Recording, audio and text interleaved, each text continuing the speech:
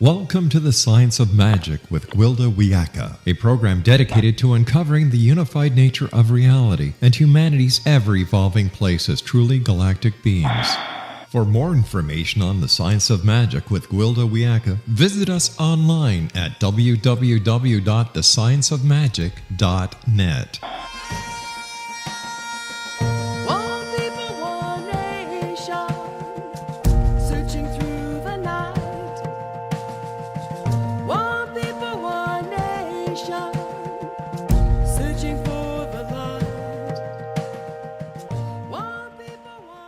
Welcome to the Science of Magic, a program dedicated to uncovering the unified nature of reality and humanity's ever-evolving place as truly galactic beings. We're coming to you through the X-Zone Broadcast Network, xzbn.net. We can also be found on www.thescienceofmagic.net. I'm your host, Gwilda Wiyaka. This hour we'll be exploring hormones, health, and the power of intent. The legend of Swartz M.D. Swartz was a sun goddess, Swartz M.D, her beautiful golden daughter. Mother and daughter were inseparable as M.D worshipped her mother, and Swartz's pride and joy was her daughter. The sky was bright with the innocence of M.D and the flaming beauty of Swartz. Their shared laughter and love brightened the dawn and set the sun in glories of red. Alas, all things change. Seasons came and went, and M.D grew into womanhood. Then was the fateful day that night fell hard. During that dark night, M.D decided it was not safe to grow into a beautiful woman. What good was it if it brought about violation? What good was it if it turned her mother's love into searing jealousy? No, it was not safe. In fact, her life depended on her not becoming beautiful and desirable. Decision made, she set her powerful will into motion. Her intent to stop becoming womanly was translated to her body, and like the dutiful servant it was, her body responded to her will. The sex hormone levels altered so her body could never reach its full potential. It was not safe to let down your guard. This had happened, she decided, because she'd not noticed the ill intent of those around her. Again, she set her will into motion. Again, her body made the hormonal adjustments. Adrenaline levels climbed. GABA dropped, as did melatonin production, because she'd also decided she needed to know all that was going on around her, decided it was not safe to go to sleep.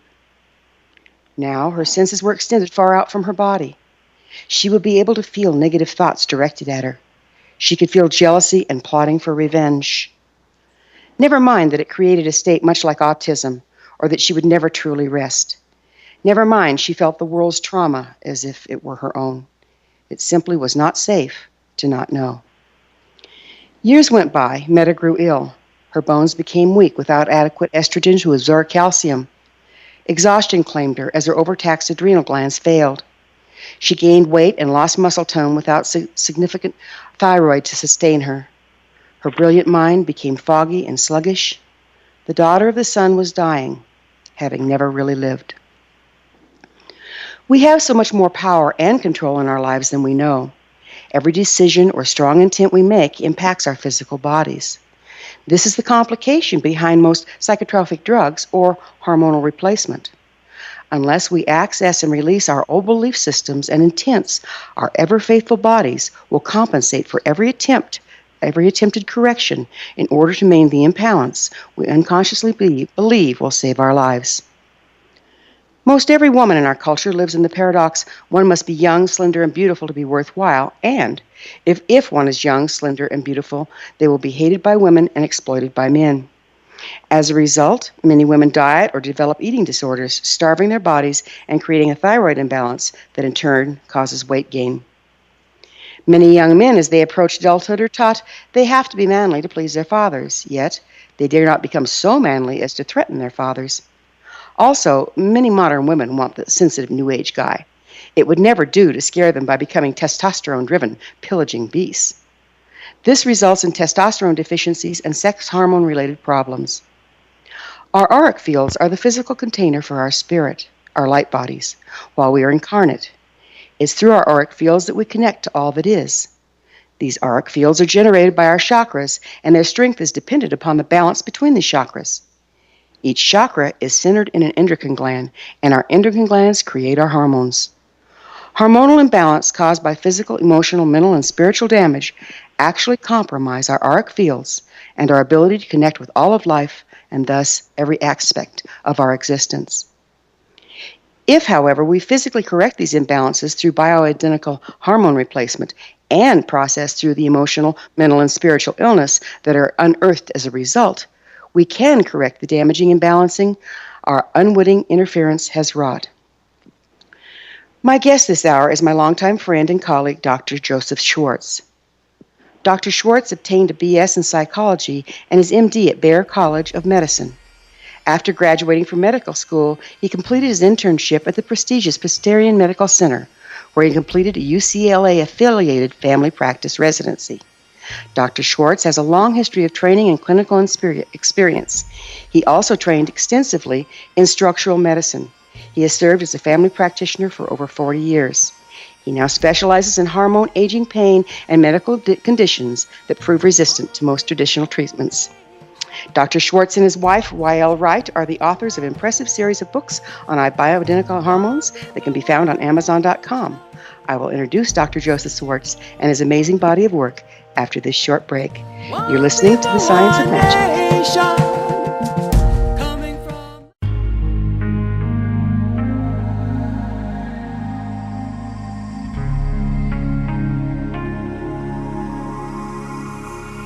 The scientist and the mystic have been on an age-old, relentless search with one thing in common. They seek truth. Their paths converge in the 40,000-year-old practice of shamanism, an ancient science delving to the quantum level of life, facilitating healing, manifestation, and evolution.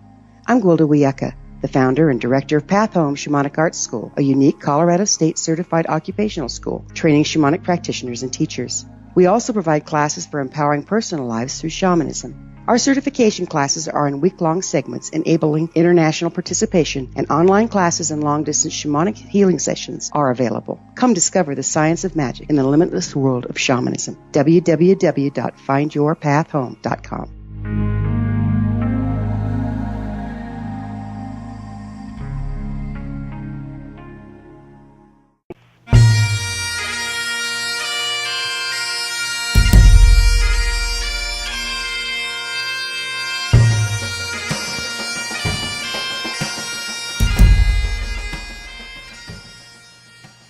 Welcome back. This is the Science of Magic, dedicated to unification and evolution of consciousness. I'm your host, Gwilda Wiyaka. Our special guest this hour is Dr. Joseph Swartz, who specializes in hormone, aging, pain, and difficult medical problems. In order to help people to recover from their medical issues, Joe's found it's absolutely critical to balance their hormones. Dr. Swartz, thank you so much for joining us on the Science of Magic and sharing your leading-edge knowledge with our listeners. I'm very happy to be here, Gwilda. Let's start off with what different kinds of hormones do we have?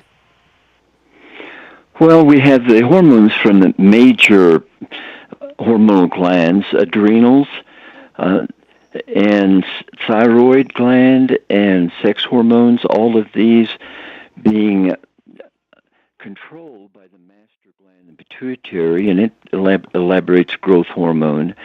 And besides these major hormones, we have many different hormones.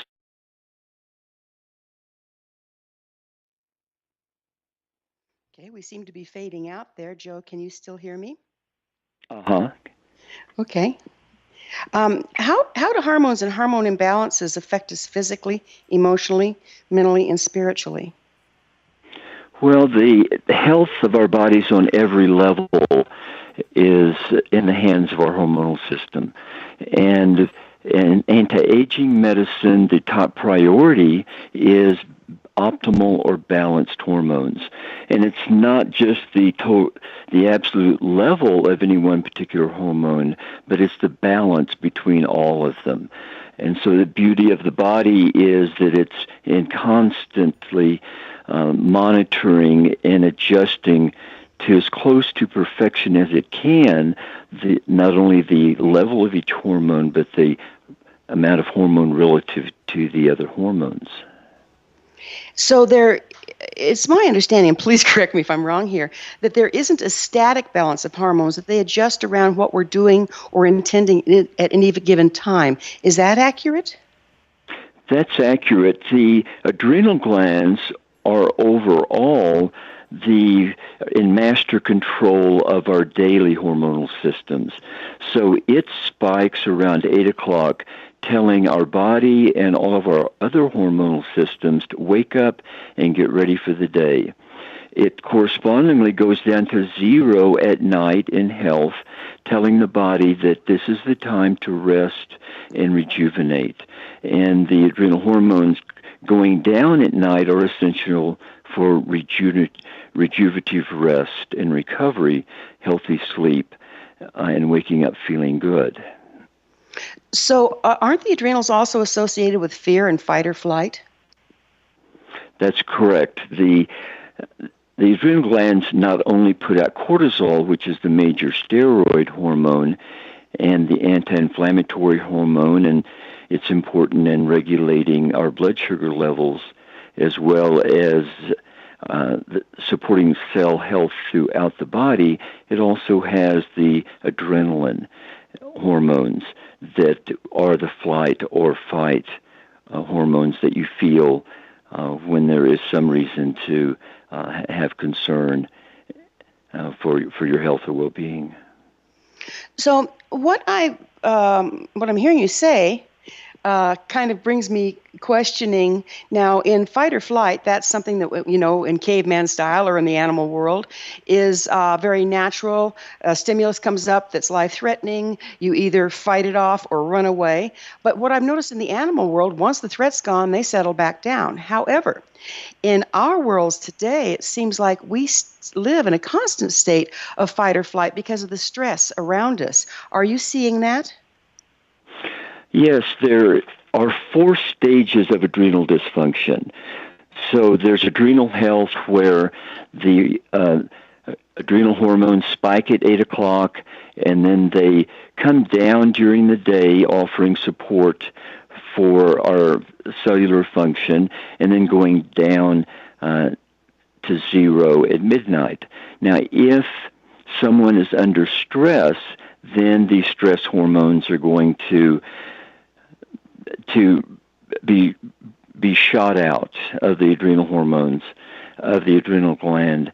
And the stage 1 dysfunction of adrenal dysfunction is that the adrenals are constantly putting out high levels of cortisol and stress hormones.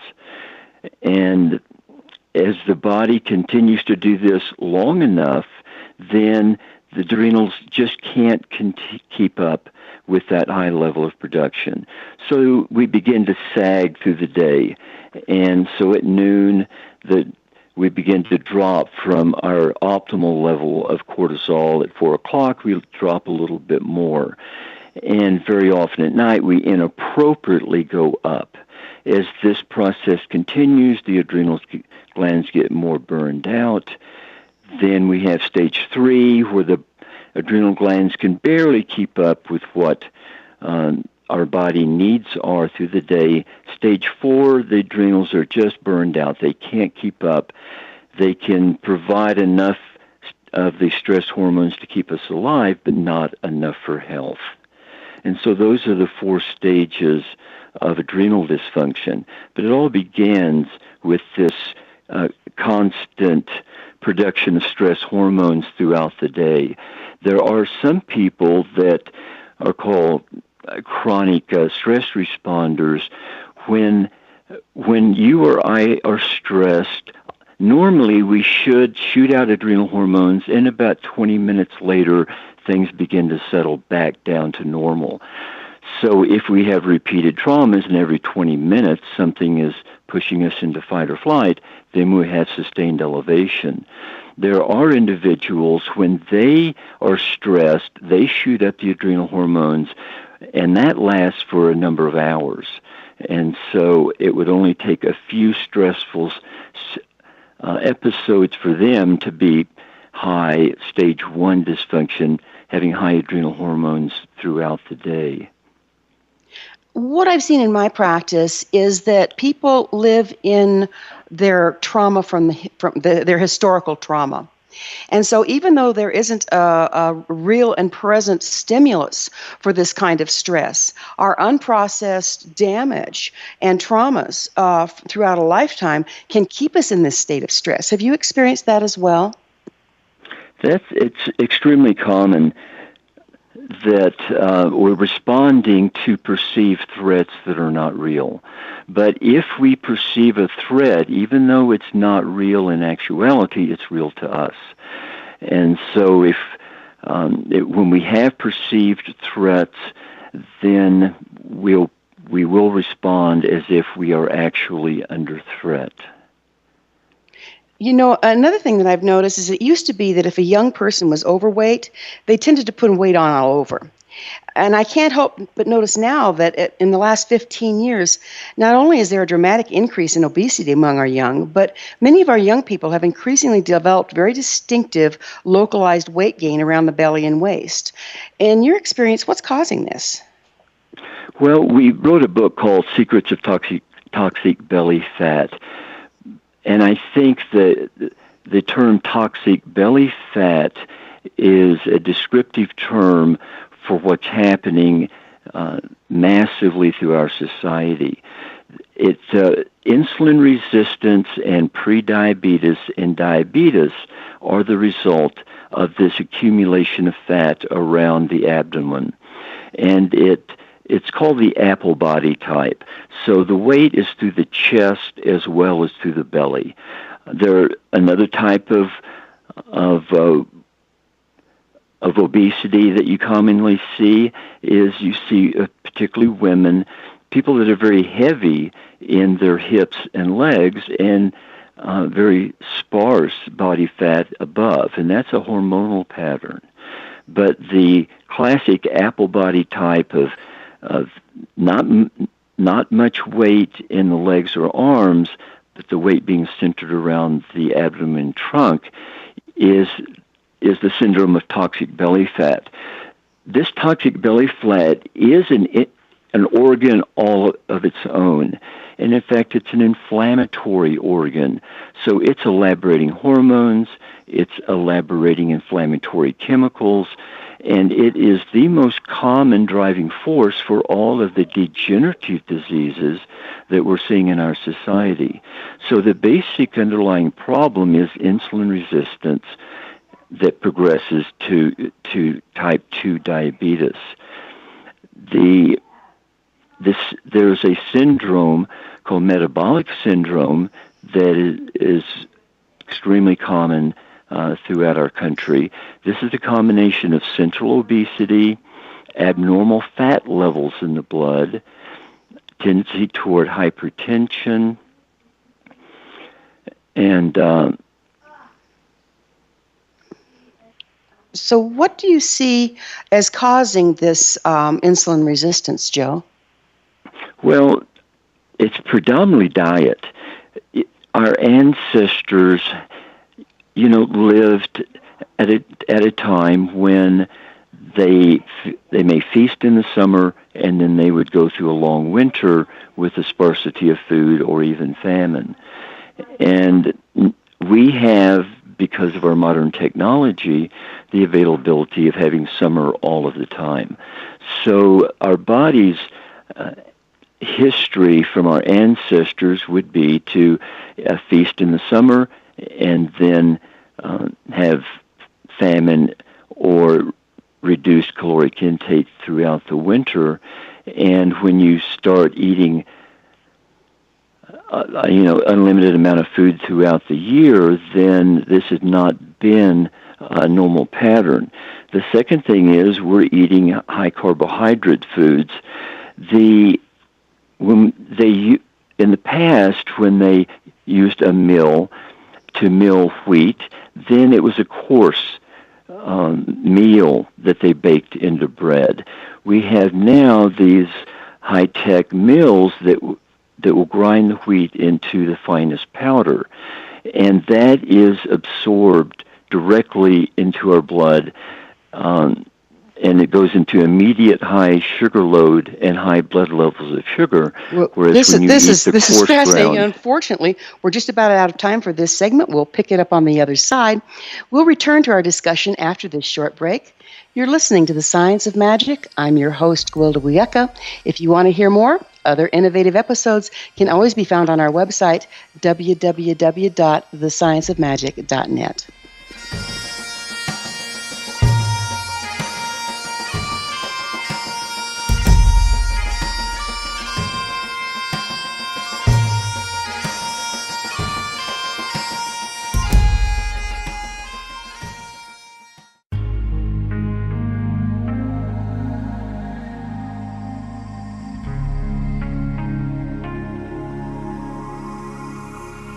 The scientist and the mystic have been on an age-old, relentless search with one thing in common. They seek truth. Their paths converge in the 40,000-year-old practice of shamanism, an ancient science delving to the quantum level of life, facilitating healing, manifestation, and evolution.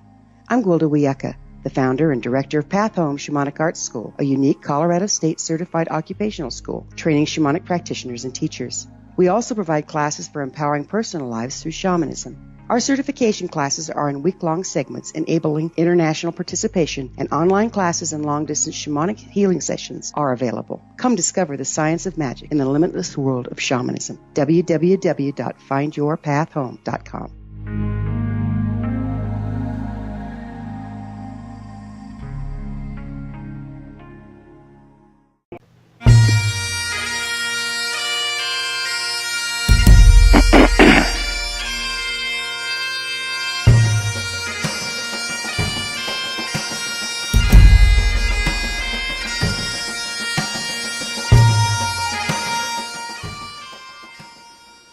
Welcome back. This is The Science of Magic, a place where magic and science come together to promote enlightenment. We can be found on www.thescienceofmagic.net. I'm your host, Gwilda Wiyaka. Our special guest this hour is Dr. Joseph Swartz. His series of books on bioidentical hormones can be found at www.amazon.com. Welcome back, Joe. thank you. We were having fun talking about hormones and hormone imbalances. It never ceases to fascinate me how many areas of our lives our hormones affect. When they're running well, we kind of ignore it, and when they go off balance, everything kind of goes to heck in a handbasket. So, Joe, how can a person tell if they have a hormonal imbalance? Well, that they're not feeling well, and of course, that's so many things can create ill health. But certainly hormonal imbalances are going to create a lack of health. The anti-aging doctors look at hormonal health a little differently than the more traditional standard primary care physician. We were trained in medical school to recognize only extremes of hormonal imbalance. So for adrenal hormones, for example, either there is no adrenal hormone, which is Addison's disease and which will kill you, or there's a very high extreme production of adrenal hormones, and that's Cushing's syndrome, which is a very serious illness. And we were not trained 40 years ago to recognize that there can be mild and moderate hormonal dysfunction before it becomes severe. So anti-aging physicians are looking at hormonal systems, looking at mild or moderate dysfunction so that they can return the hormones to an optimal level. That's another interesting subject. I've heard an awful lot about anti-aging. And, we used to hear in the Bible people living, way longer than they do right now. And also there's reports of the Native American people before we brought diseases over here living way longer than we do right now.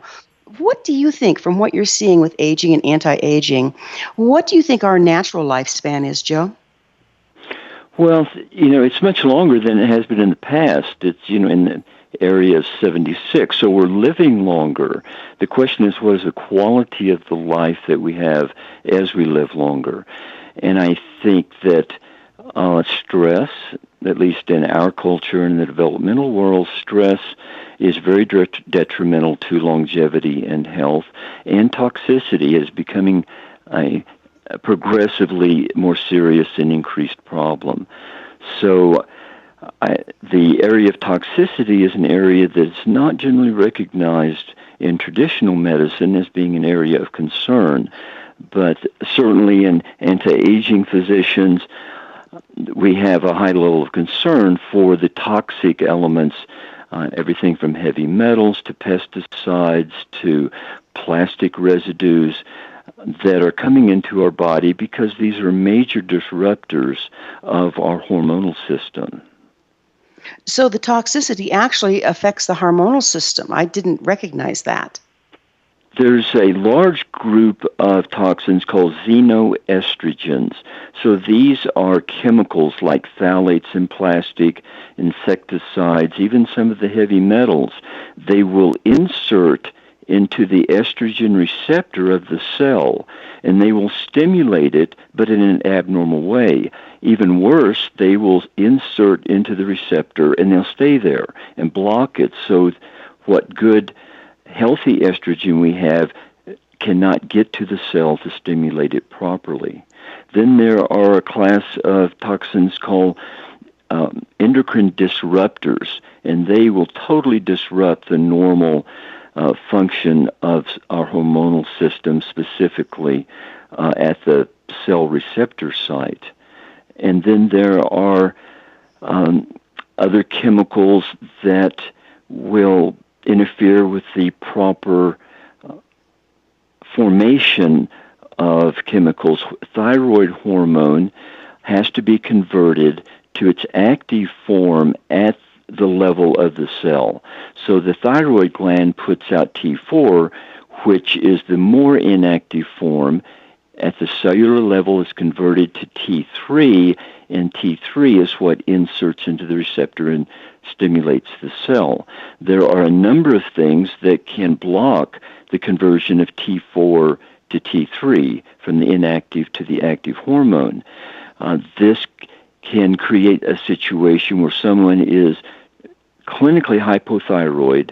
They clearly are gaining weight, they're cold, they're constipated, but their blood tests are totally normal. So this can be confusing to many physicians to find someone that is clinically hypothyroid, but their blood tests are normal. Well, it kind of shows the limitations that we have of the snapshot of a blood test sometimes. So, Joe, how can people avoid this toxicity? It seems like we live in a toxic world. What can people do to avoid as much of it as possible to maintain their health? Well, first of all, we can't avoid it. You know, our food comes packaged in plastic, and the phthalates and BPA and the different chemicals that leach from the plastic into our food supply, we really can't avoid it. However, certainly there are obvious toxic sources that we can avoid. Not putting preservatives into your body is a very good thing to do. Anything that we put on our skin is just the same as eating it. It goes right into our body. And if you look at the list of chemicals that's on skin creams, there would be 20 chemicals in there, and we have no idea what they do because they accumulate. So the problem with toxicity is that what you put in your body stays and doesn't come out, particularly the fat-soluble toxins or the heavy metals. So we try to eliminate whatever we can by eating organic, by not eating foods that are obviously processed with a lot of chemicals, but then we end up with having to detoxify or cleanse. The first step in our body cleanses the toxins through the large intestine predominantly, secondarily through the sweat.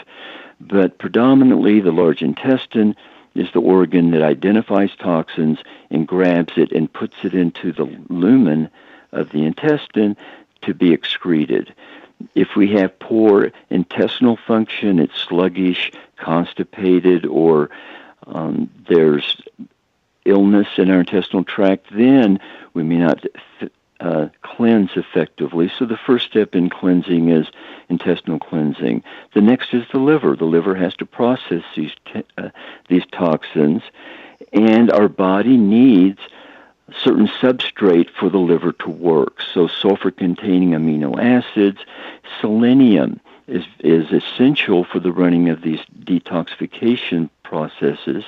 And very often people run out of selenium. When they do that, their liver can't process the toxins, so the toxins build up. And secondarily, the peripheral tissues cannot convert T4 to T3. That takes selenium to convert the inactive thyroid hormone to the active form. So it's not uncommon for me to see people who have used up the selenium in their body, and so they're mildly hypothyroid, and their liver is not functioning very well. So everything we can do for liver health is the next step in cleansing. And the next step is our toxins are stored away from our vital organs, our brain, our kidneys, in what's called the matrix. And this is the space between your cells where there are sugars and proteins and connective tissue. And this is our storage area. And once we have intestinal cleansing going on and the liver is functioning normally, then we can do things that will mobilize the toxins from the matrix stores to go to the kidney, to be metabolized, and then processed through the intestine and excreted.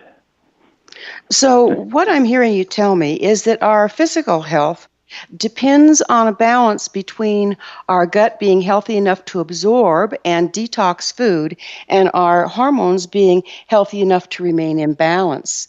This is really fascinating. How, when we come back, Joe, I think I would like to talk about how that relates to spiritual health. So that, I think, could be a really fun thing to delve into because we are spiritual beings. So you have been listening here to The Science of Magic. We'll be back on the flip side of this short break. You're listening to The Science of Magic, and our theme song, One People, One Nation, is from the Winds of Time album by my musical group Starfire and can be found on iTunes.com, cdbaby.com, Amazon.com, and my website, GwildaWiyaka.com. So we'll come back and talk more about hormones, health, and balance, and we'll add some spiritual factors on the other side of this short break.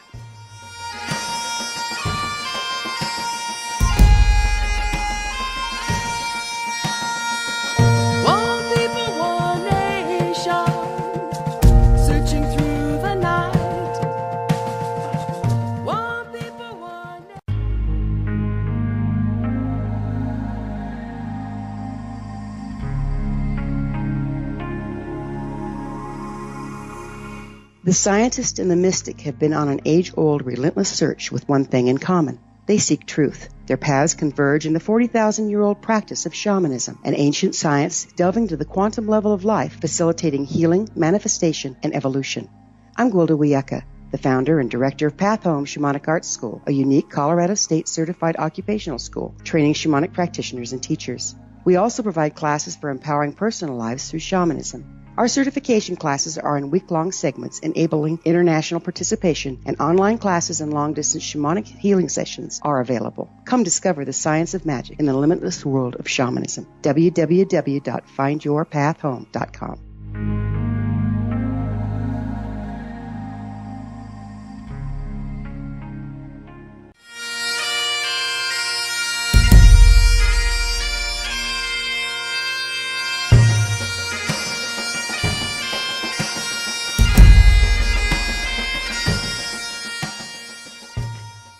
Welcome back. This is The Science of Magic, a place where magic and science come together to promote enlightenment. We can be found on www.thescienceofmagic.net. I'm your host, Gwilda Wiyaka. Our special guest this hour is Dr. Joe Swartz.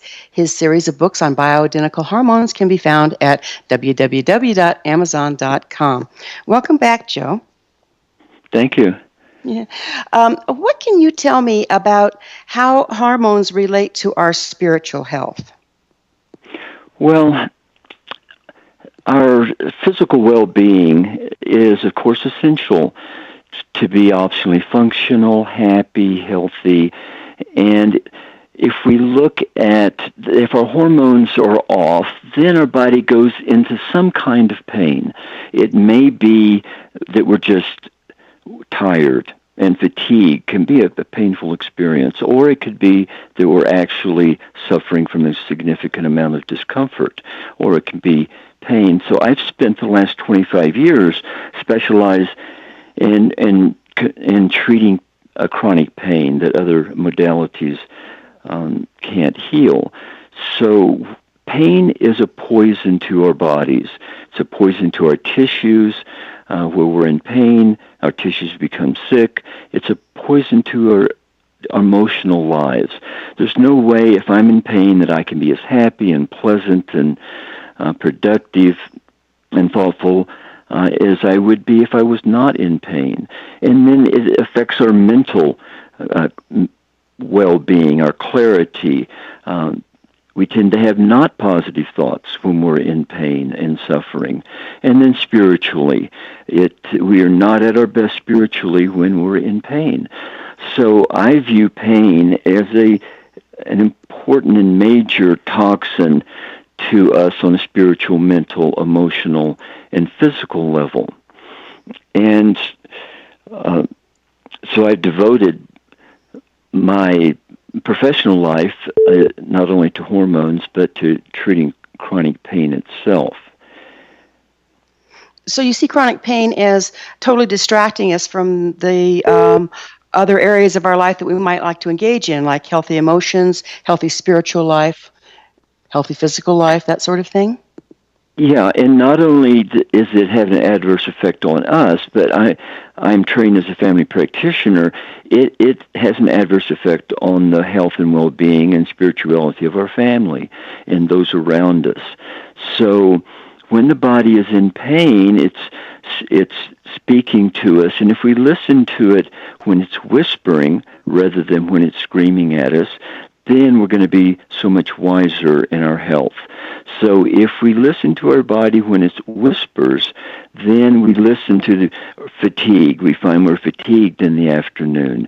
And rather than let that progress to a serious case of low thyroid or adrenal dysfunction, begin to tune up our hormones when they begin to get dysfunctional, so we keep them in an optimal position. And our hormones are so critical to the health of our brain.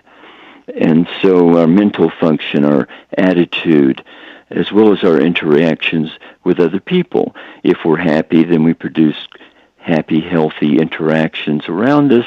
If we're not, we create painful interactions around us, and everything falls apart. So how can we treat these hormonal imbalances when we start to notice them? Well, the first step is to recognize when your body's beginning to get out of balance. We wrote our first book, Secrets About Bioidentical Hormones, as a guide for people who don't have anti-aging physicians available to them. So if someone is, particularly if they're seriously ill, they've seen traditional physicians, they're not, their problems are not being identified and treated adequately, so they're living in some degree of chronic pain and dysfunction.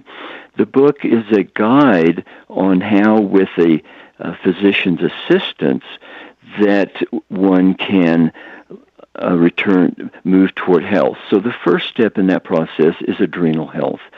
The adrenals are really the master glands, in a sense that when the adrenals are dysfunctional, then our thyroid hormone, our sex hormones, growth hormone does not work optimally or does not work very well. If we have adrenal health, then immediately whatever thyroid hormone we have becomes much more available to the cells and available for health. Sex hormones as well are going to function more optimally. So once we have addressed adrenal health, then we look at thyroid health and sex hormones, and then we optimize those. With thyroid and adrenal, fatigue is one of the most noticeable symptoms when we're out of balance. And then the sex hormones, of course, impact every aspect of our life, from our the cellular growth and the health of our tissues as well as our brain, neurotransmitters, emotional health, cognitive function and clarity.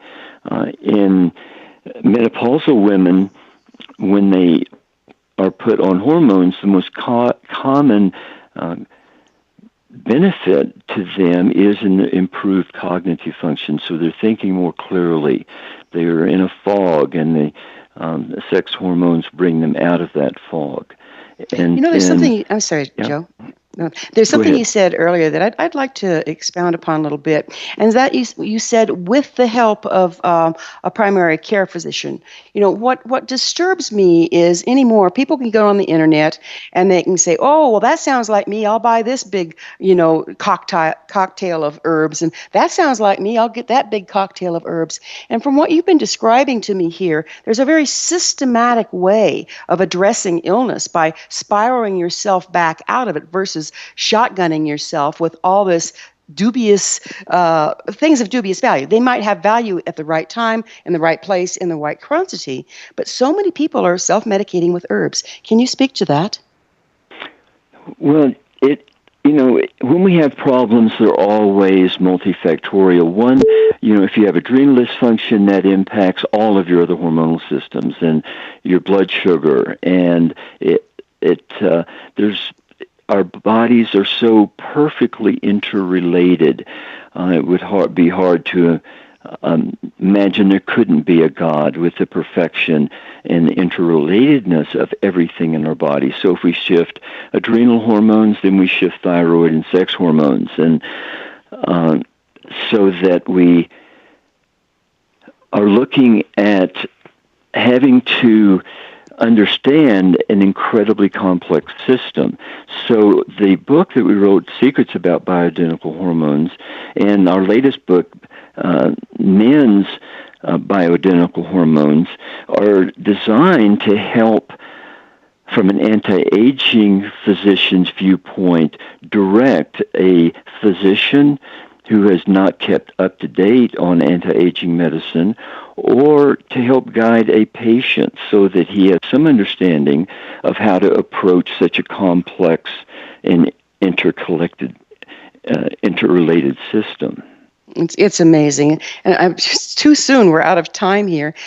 Joe, I want to thank you so much for not only being on our program, but for the beautiful contribution you and your beautiful wife, Yvonne, have put in these wonderful books that you've written so that we have this inside information on what really makes us tick, what really makes our bodies work, and how we can seek help in finding and regaining the balance that we so deserve, our rich life. Joe, thank you for being with us. Thank you, Gwilda. This has been The Science of Magic. I'm your host, Gwilda Wiyaka. Remember, you can always listen to this and other thought-provoking episodes on our website, www.thescienceofmagic.net. Until next time, dear ones, may you be blessed with knowledge and comforted with love.